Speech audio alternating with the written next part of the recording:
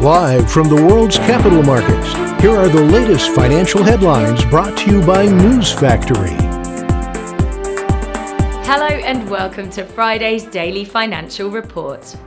The dollar-yen pair gained 0.4% in the last session. The Williams indicator is giving a positive signal. The Bitcoin dollar pair fell 0.6% in the last session. The stochastic RSI is giving a negative signal. The gold dollar pair traded sideways in the last session. The stochastic indicator is giving a negative signal. The oil dollar pair exploded 2.8% in the last session. The RSI indicates an overbought market. And now let's hear what our chief analyst picked up for us today. U.S. shares fell with the Nasdaq diving more than 2% as Facebook owner Meta Platforms' dour forecast jolted the broader tech sector and threatened to upend a nascent recovery in stock markets.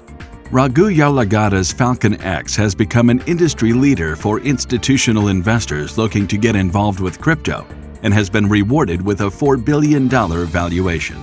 The dollar found some footing, pausing the weak slide as a slump in tech and social media stocks soured appetite for riskier currencies and as traders awaited central bank meetings in Britain and Europe. Those were today's major economic events, and now moving on to world financial headlines. The UK's CFTC GBP/NC net positions will be released at 20:30 GMT. The Eurozone's retail sales at 10:00 GMT. The US non-farm payrolls at 13:30 GMT.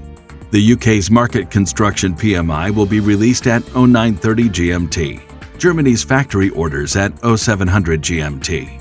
The US average hourly earnings at 13:30 GMT. We hope that you've enjoyed Friday's Market Outlook. On behalf of all of us here, we wish you a productive trading day.